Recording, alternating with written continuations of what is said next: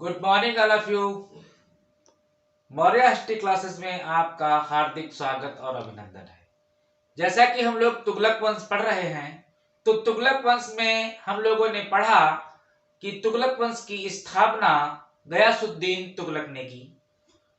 उसके बाद उसका पुत्र जौना खां मोहम्मद बिन तुगलक के नाम से 1325 में दिल्ली की गद्दी पर बैठा तथा 1351 में उसकी मृत्यु हो गई। मोहम्मद बिन तुगलक सल्तनत काल का सर्वाधिक विद्वान राजा था।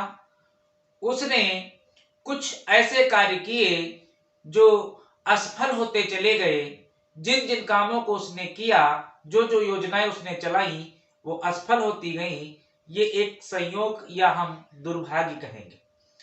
उसने सर्वप्रथम दोआब में कर वृद्धि की, इसके बाद राजधानी परिवर्तन किया, फिर उसने सांकेतिक मुद्रा का प्रचलन किया तथा उसने खुरासान अभियान जीतने की योजना बनाई। अंतिम योजना उसने कराचिल अभियान की और सभी योजनाएं राज्य के लिए बेहतर थीं, लेकिन संयोग से उसकी सभी योजनाएं असफल रहीं। इसीलिए उसकी मृत्यु पर बदायूंनी ने कहा कि एक राजा को प्रजा से, एक प्रजा को राजा से मुक्ति मिल गई। मोहम्मद बिन तुगलक के समय में सर्वाधिक विद्रोह हुए, यानी टोटल 34 विद्रोह हुए, और सल्तनत काल में सर्वाधिक जो राज्य का क्षेत्र विस्तार था, यानी टोटल 23 प्रांत मोहम्मद बिन तुगलक के समय में थे, यानी सर्वाधिक प्रांत थे और सर्वाधिक विद्रोह हुए। मोहम्मद बिन तुगलक के समय में ही 1336 में दक्षिण में विजयनगर राज्य तथा 1347 में बहमनी राज्य अस्तित्व में आया और बहुत सारे जो अगल बगल के राज्य थे वो स्वतंत्र होने लगे थे। इसी विद्रोह को दबाने के क्रम में 1351 में मोहम्मद बिन तुगलक, एक व्यक्ति तागी जो कि गुजरात में था, उसने विद्रोह कर दिया, जिसका दमन करने के लिए मोहम्मद बिन तुगलक गुजरात गया। यह देखकर तागी गुजरात से थट्टा की ओर भागा, जहां पर मोहम्मद बिन तुगलक ने उसका थट्टा में पीछा किया और थट्टा में ही 20 मार्च 1351 को मोहम्मद बिन तुगलक की मृत्यु हो गई। मोहम्मद बिन तुगलक की मृत्यु के बाद वहीं थट्टा में ही अमीरों और उलेमाओं ने उसके चचेरे भाई फिरोज शाह तुगलक को दिल्ली की गद्दी पर बैठाया, उसका राज्याभिषेक कर दिया। तो आज हम सभी लोग फिरोज शाह तुगलक के बारे में पढ़ेंगे। फिरोज शाह तुगलक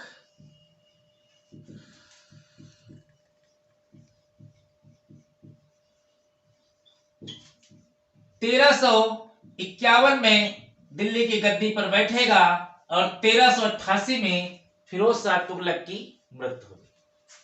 देखिए, राज्याभिषेक।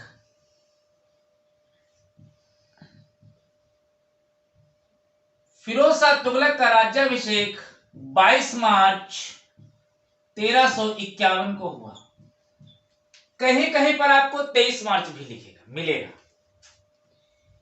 इसके पिता का नाम रज्जब था और इसकी माता, जो कि एक हिंदू स्त्री थी, जिसका नाम बीबी जैला था। बीबी जैला था। फिरोज शाह तुगलक जब गद्दी पर बैठा तो इसने जो राज्य स्वतंत्र हो गए थे, मोहम्मद बिन तुगलक के समय पर जो राज्य स्वतंत्र हो गए थे, इसने उन राज्यों को जीतने का प्रयास नहीं किया। इसने कहा कि जो राज्य बचे हुए हैं मैं उन्हीं का अच्छे तरीके से प्रशासन चलाऊंगा।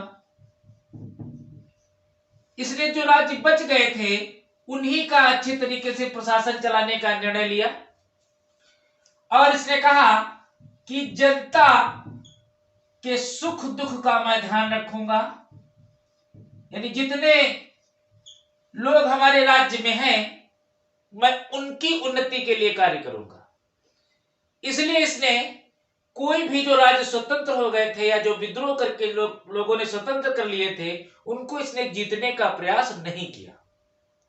क्यों नहीं किया? क्या इसके पास सेना नहीं थी? शाही सेना थी, ऐसा नहीं था। शायद उसमें उसमें पर्याप्त योग्यता नहीं थी, क्योंकि इसे अचानक राजा बनना पड़ा। मोहम्मद बिन तुगलक की मृत्यु के बाद मोहम्मद बिन तुगलक के कोई पुत्र ना था, इसलिए इसको राजा बनना पड़ा। या शायद उस समय की परिस्थितियां ऐसी ना हो कि इसे युद्ध करना हो, फिर भी इसने जो राज्य स्वतंत्र हो गए, क्षेत्र स्वतंत्र हो गए थे, उनको जीतने का कोई प्रयास नहीं किया। इसने अमीरों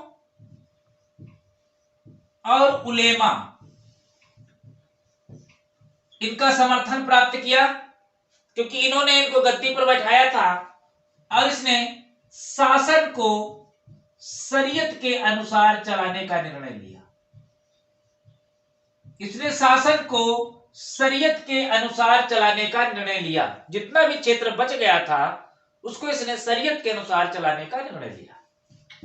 इसलिए इसने सर्वप्रथम 24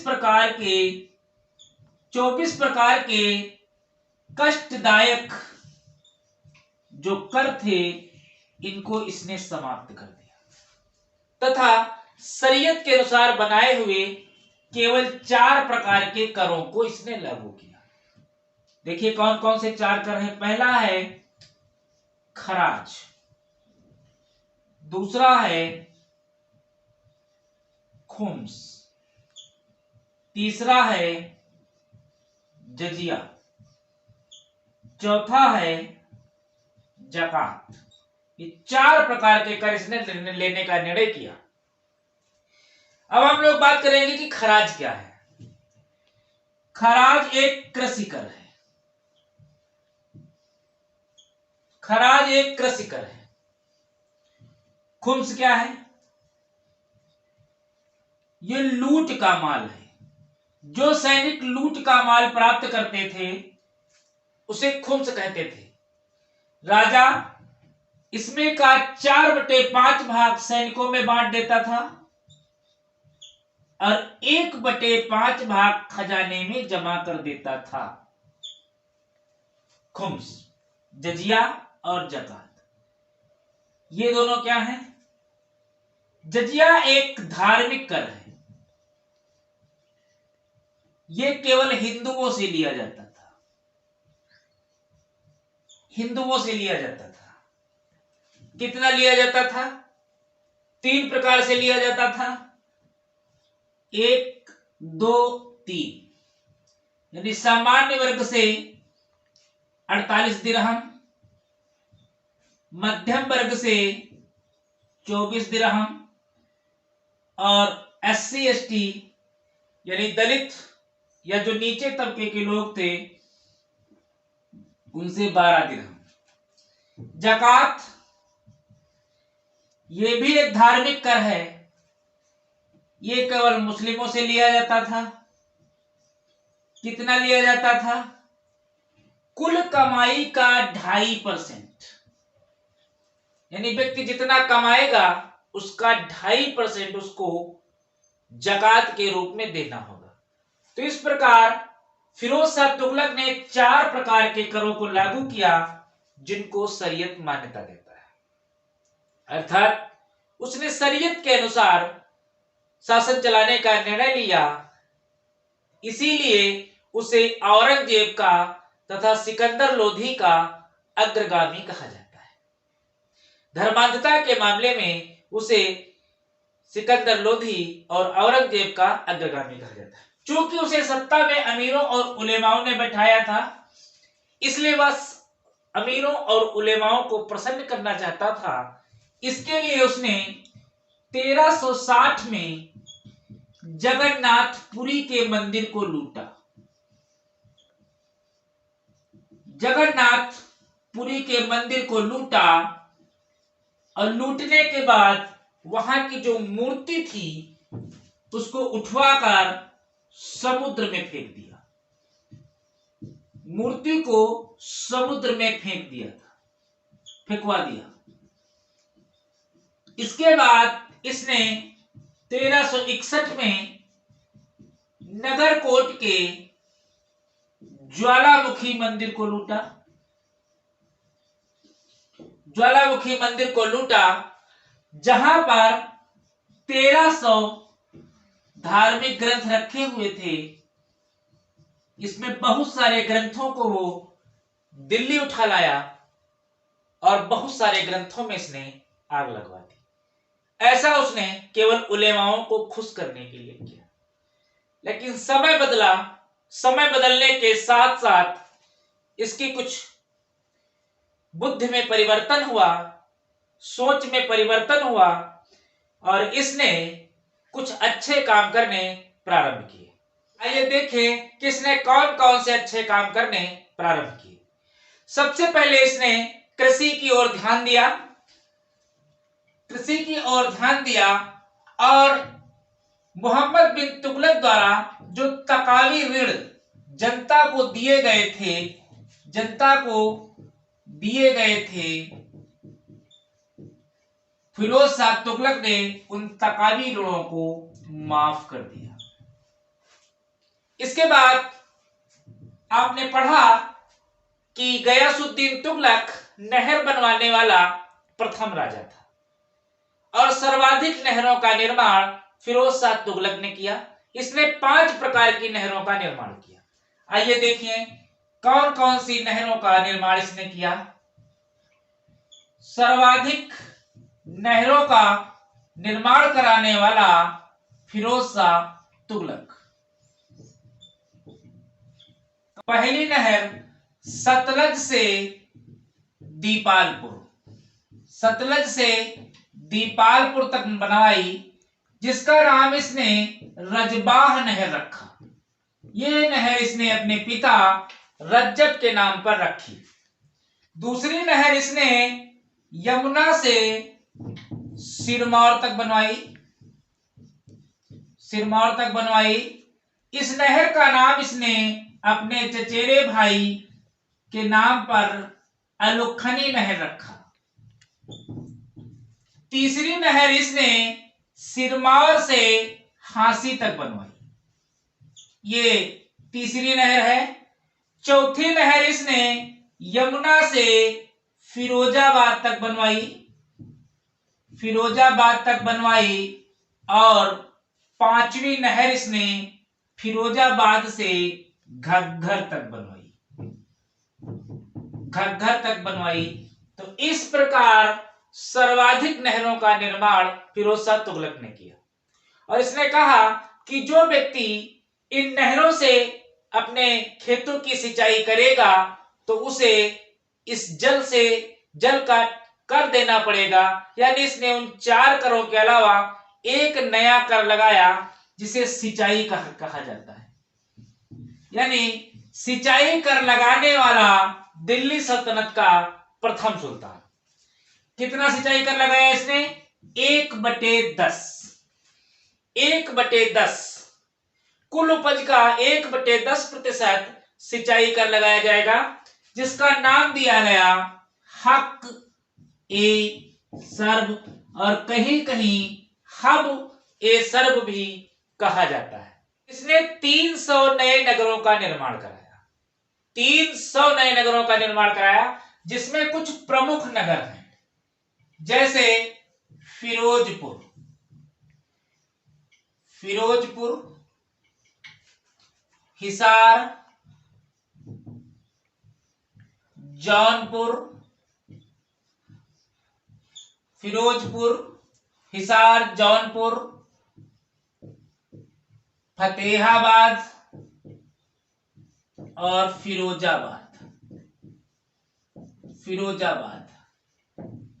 यही फिरोजाबाद को फिरोज शाह कोटला भी कहा जाता है। इसने जौनपुर नगर का निर्माण अपने भाई जूना खां की याद में बनवाया था। कई बार पेपर में पूछा गया है, जूना खां यानी मोहम्मद बिन तुगलक की याद में इसने जौनपुर नगर की स्थापना की। फिरोजाबाद इसे सबसे प्रिय था। इसने अपने समय में फिरोजाबाद को राजधानी बनाया और अपना अधिकांश समय यह फिरोजाबाद में ही बिताता था और यहीं से शासन का संचालन व कार्यभार देखता था।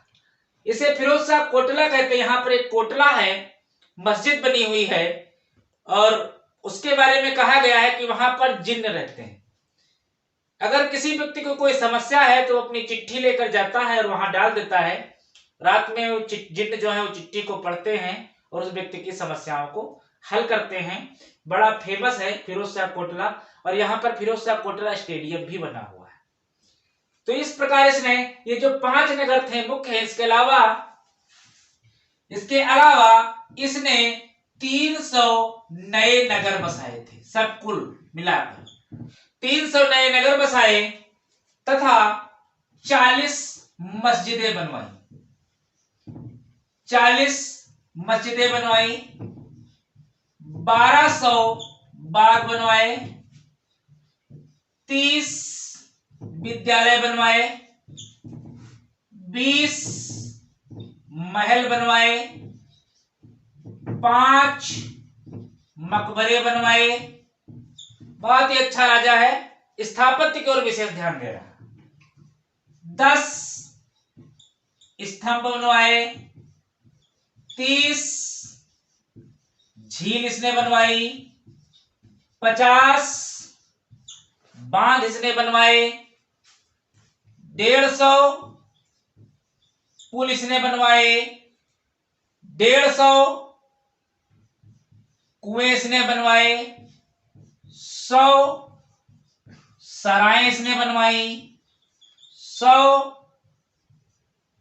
अस्पताल इसने बनवाए तथा 100 सार्वजनिक स्नान गृह बनवाए। तो इतना इसने सब कुछ जनता के लिए बनवाया। जो इसने बाग बनवाए 1200, उससे राज्य की इनकम में इजाफा हुआ। इसके साथ इसने गरीबों की ओर विशेष ध्यान दिया और कुछ इसने विभाग बनवाए। इसे दासों से बहुत प्यार था, तो इसने सबसे पहले एक विभाग बनाया दीवाने बंदागान। चलिए इसे रख पढ़ते हैं। इसके द्वारा जो जो विभाग बनाए गए अब हम लोग उस पर चर्चा करेंगे। देखिए, इसने एक विभाग बनाया था दीवाने बंदागान। दीवान ए बंदा गान, ये एक दास विभाग था। ये एक दास विभाग था। कहते हैं कि इसे दासों से बहुत प्रेम था। इसके राज्य में 1,80,000 दास थे। 1,80,000 दास थे जिनके लिए इसने बाकायदा रहने खाने और पीने की व्यवस्था की थी राज्य की ओर से। दूसरा विभाग इसने बनाया था खैरुल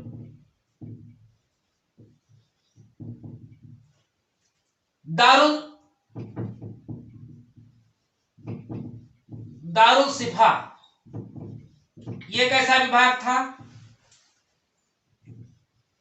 निःशुल्क चिकित्सा। राज्य की ओर से बीमार लोगों को निःशुल्क चिकित्सा दी जाती थी। यानी निःशुल्क चिकित्सा आज भी चलती है 108 नंबर। यह इसने उस समय प्रारंभ कर दिया था दारुल सिफा के नाम से।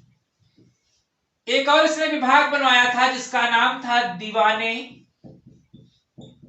इश्तियाक। यह कैसा विभाग था? यह पेंशन विभाग था। गरीबों को, विधवाओं को, बूढ़े लोगों को राज्य की ओर से पेंशन दिया जाता था। पेंशन तो आज भी दिया जाता है। यह उस समय इसने शुरू कर दिया था। एक विभाग इसने और बनवाया था रोजगार दफ्तर। नौजवान जिनको काम की तलाश है वो जाते थे, बाकायदा इस विभाग में अपना नामांकन कराते थे, उनको राज्य की ओर से रोजगार दिया जाता था। एक विभाग इसने बनाया था मैरिज ब्यूरो।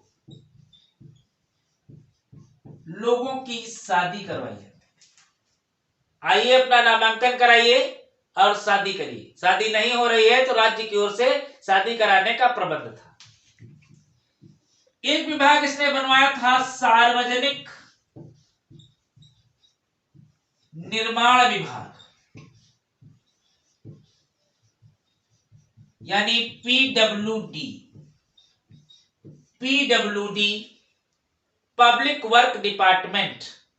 ये जो रोडें बनती हैं, सड़कें बनती हैं ग्रामीण क्षेत्रों में, इस विभाग को पीडब्ल्यूडी कहा जाता है। इसने पीडब्ल्यूडी की स्थापना तब कर दी थी, तब से लेकर के आज तक ये विभाग स्थापित है, सार्वजनिक निर्माण विभाग।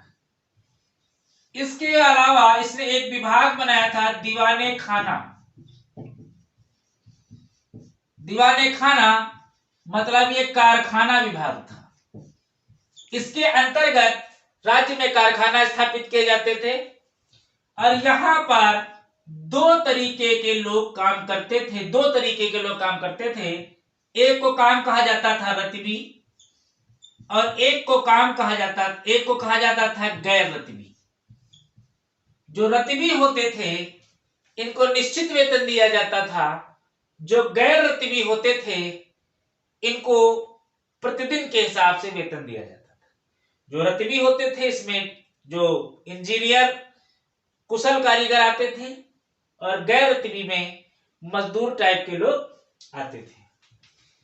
इसके अलावा इसने दीवाने बंदागान, दारू शिफा, निःशुल्क चिकित्सा, एक विभाग बनाया था दीवाने खैरात। लोग कहते नहीं क्या खैरात में कुछ बट रहा है? जी हां, ये एक दान विभाग था। कोई व्यक्ति गरीब है, उसे अपनी बेटी की शादी करनी है, कोई अन्य ऐसा काम करना है, उसके पास धन नहीं है, उसको राज्य की ओर से दान दे दिया जाता था, जिसको दीवाने खैरात विभाग कहा जाता था। कोई भी व्यक्ति जाकर के यहां से धन प्राप्त कर सकता था, राज्य की ओर से सुविधा थी। तो इस प्रकार उसके ये जो विभाग थे, दीवाने बंदागान, दारुल शिफा, दीवाने इश्तियाक, रोजगार दफ्तर, मैरिज ब्यूरो, सार्वजनिक निर्माण विभाग, दीवाने खाना, दीवाने खैरात, इतने अच्छे इसने विभाग बनवाए। स्थापत्य के क्षेत्र में इसने अच्छा काम किया, सर्वाधिक नहरों का निर्माण किया। इसीलिए एक इतिहासकार थे जिनका नाम था हेनरी इलियट, और एक इतिहासकार थे जिनका नाम था एल्फिंस्टन। इन्होंने फिरोज शाह तुगलक को सल्तनत काल का अकबर कहा है। सल्तनत काल का अकबर कहा है। कुल मिलाकर 4 अकबर हुए हैं। एक अकबर महान जो 1556 में गद्दी पर बैठेंगे और 1605 में मृत्यु हो जाएगी। एक फिरोज शाह तुगलक, दूसरे अकबर, तीसरे औरंगजेब के पुत्र जो अकबर द्वितीय जिनको कहा जाएगा, और तीसरे एक कश्मीर के शासक थे जिनका नाम था जैनुल आबदीन, उन्हें कश्मीर का अकबर कहा जाता था। तो कुल मिलाकर 4 अकबर हुए। फिरोज शाह तुगलक ने क्या किया था, इनके यहां जो सैनिक और असैनिक, इसके जो पद होते थे, सैनिक मतलब जो सेना में होते थे, असैनिक मतलब जो अधिकारी वर्ग में थे, इस पद को इसने वंशानुगत बना दिया था। वंशानुगत बना दिया था, यानी कि सैनिक के बाद उसका पुत्र सैनिक बनेगा। इससे क्या हुआ कि राज्य में योग्यता की कमी आ गई, यानी अब योग्य लोग मिलने बंद हो गए। दूसरे, राज्य में भ्रष्टाचार फैल गया। कहने का मतलब यह है कि फिरोज शाह तुगलक के समय में भ्रष्टाचार चरम पे था। दूसरे, इसने सैनिकों को नगद वेतन की देने की जगह पर फिर से इक्ता देने की प्रथा प्रारंभ की। इक्ता के बारे में मैंने आपको बताया था कि सबसे पहले इक्ता प्राप्त करने वाला व्यक्ति कुतुबुद्दीन ऐबक था। सर्वप्रथम इक्ता का जो प्रारंभ है वो इल्तुतमिश ने किया था, और सर्वाधिक एकता देने का कार्य फिरोज शाह तुगलक ने किया। तुगलक के समय में यानी फिरोज शाह तुगलक के समय में सर्वाधिक एकता दी गई और सैनिकों के पदों को वंशानुगत कर दिया गया। इसीलिए कभी कभी क्वेश्चन आता है कि सल्तनत काल के पतन में आप सर्वाधिक उत्तरदायी किस सुल्तान को मानते हैं? तो मैं सल्तनत काल के पतन में सर्वाधिक उत्तरदायी फिरोज शाह तुगलक को मानता हूं। उसका मुख्य कारण यही था कि उसने सैनिकों के पदों को वंशानुगत बना दिया था। तो इस प्रकार सर्वाधिक एकता देने का जो कार्य है वो फिरोज शाह तुगलक के द्वारा किया जाएगा। आगे बढ़ते हैं। हमने भी आपको 4 प्रकार के कर बढ़ाए बताए, जिसमें खरास, खुम्स, जजिया और जकात। जो जजिया था ये धार्मिक कर था और ये हिंदुओं से लिया जाता था। तो थोड़ा सा जजिया के बारे में मैं बात करूंगा। जजिया जो है ये गैर धार्मिक कर था, मतलब हिंदुओं से लिया जाता था। विश्व में सर्वप्रथम जो जजिया थी वो यहूदी और ईसाइयों से ली गई। सबसे पहले जजिया विश्व में यहूदियों और ईसाइयों से ली गई। भारत में सबसे पहले जजिया 712 में मोहम्मद बिन कासिम ने लिया सिंध क्षेत्र के लोगों से, जिसमें उसने बूढ़े, बच्चे, लूले, लंगड़े, अपंग तथा ब्राह्मण लोगों से जजिया नहीं लिया। लेकिन वह फिरोज शाह तुगलक ने ब्राह्मणों पर जजिया कर लगाया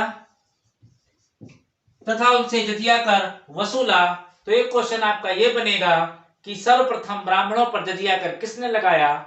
तो फिरोज शाह तुगलक ने, यानी फिरोज शाह तुगलक ने ब्राह्मणों से भी जजिया कर लिया। उसके बाद 1564 में अकबर का शासन आएगा और वो जजिया कर को समाप्त कर देगा।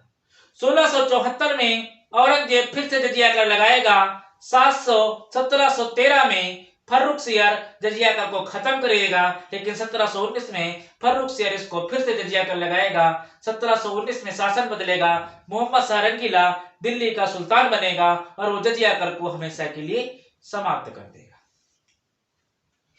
1388 में फिरोज शाह तुगलक की मृत्यु हो जाएगी।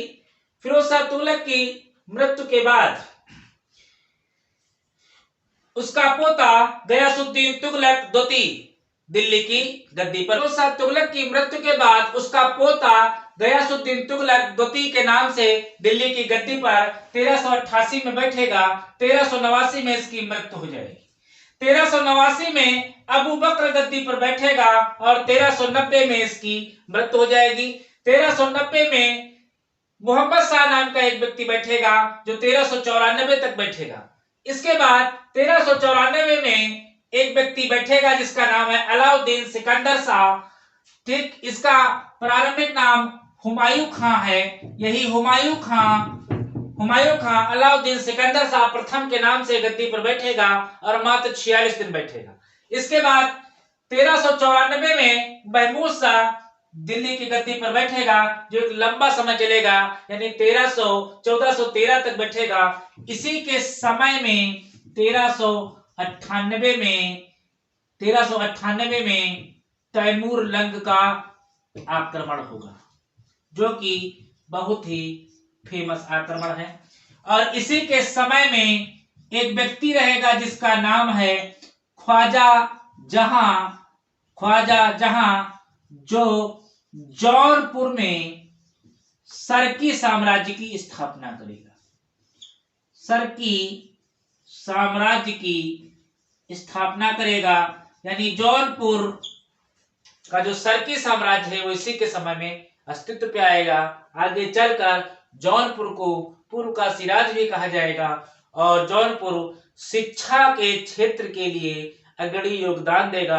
यानी पूरे भारत में सल्तनत काल में शिक्षा जो सर्वाधिक अच्छी शिक्षा थी वो आपको जौनपुर में देखने को मिलेगी, यानी सरकियों के शासन में मिलेगी। तो इस प्रकार 1314 में खिज्र खां नाम का एक व्यक्ति आएगा और दिल्ली की गद्दी पर अधिकार कर लेगा और सैयद वंश की स्थापना करेगा। तो कल हम लोग पुनः सैयद वंश के बारे में पढ़ेंगे। Thank you very much. आप सभी लोग नोट्स बनाते रहिए और वीडियो को लाइक और शेयर अवश्य कीजिए। Thank you.